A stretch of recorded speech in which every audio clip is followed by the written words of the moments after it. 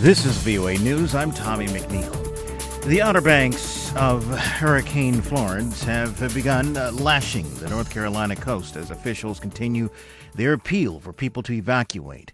The National Hurricane Center says the storm is located about 250 kilometers east of Myrtle Beach, South Carolina, with a maximum sustained winds of 155 kilometers per hour. New Hanover County Emergency Management Director Stephen Still says storm surge is the biggest concern in that area. Storm surge to the tune of 9 to 10 feet in our barrier island areas, our sound areas, our estuarine areas, and our inland riverine areas. Again, winds in excess of 100 miles per hour for a duration of no less than 24 hours. And again, the potential rainfall amounts of 20 to 30 inches. Florence is expected to lash the coast of North and South Carolina for days, with lingering rains aggravating the problems. U.S. President Trump is hearing bipartisan criticism after rejecting the government's official number that Hurricane Maria killed nearly 3,000 people in Puerto Rico.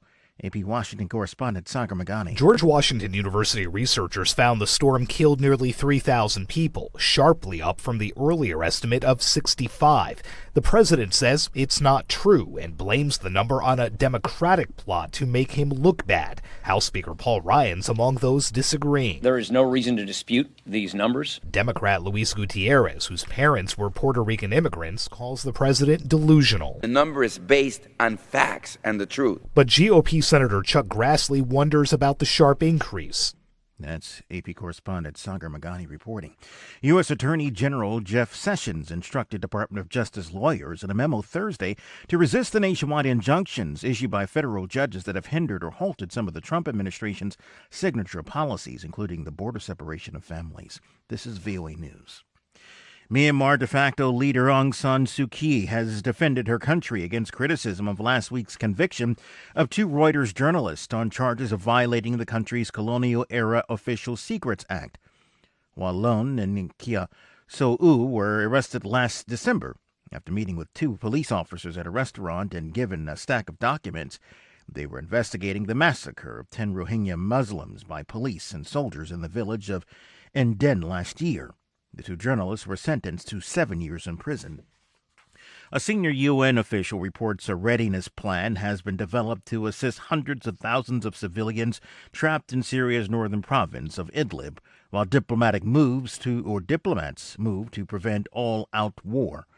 Lisa Schlein reports for VOA. The UN regional coordinator for the Syrian crisis says he has appealed for the protection of civilians in Idlib to countries of influence attending a humanitarian task force meeting in Geneva. Panos Mumsa says he has received assurances from the Russian and U.S. co-chairs that everyone was intent on finding a peaceful way forward. Diplomacy, prevention of humanitarian diplomacy is taking place at the moment at all levels to make sure that everybody works with the same objective to avoid humanitarian catastrophe and our fear that the worst may still be ahead of us, that this will not happen. Since early September, aerial bombardment and shelling by Syrian and Russian forces have increased. The United Nations reports dozens of people, including women and children, have been killed and wounded, and several hospitals and schools have been attacked and put out of service.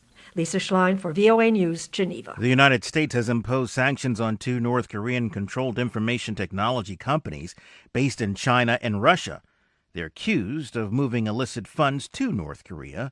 The sanctions come at a time when the U.S. is maintaining pressure on the North Korean government in its negotiations to denuclearize the Korean peninsula.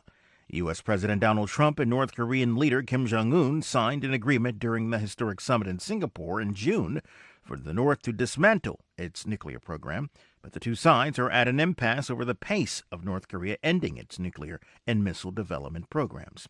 Pope Francis on Thursday accepted the resignation of a U.S. bishop accused of sexually harassing adults just ahead of discussing wide-ranging sexual abuse allegations in the American church with U.S. Catholic leaders. The resignation of West Virginia Bishop Michael Bransfield comes just as the top leaders in U.S. church sat down with the pontiff to consider the burgeoning scandal that has rocked the church in several countries. Bransfield will now face a Vatican investigation. Meanwhile, Chilean authorities raided 4 dioceses Thursday as part of their investigation into clerical sex abuse. I'm Tommie McNeil, VOA News.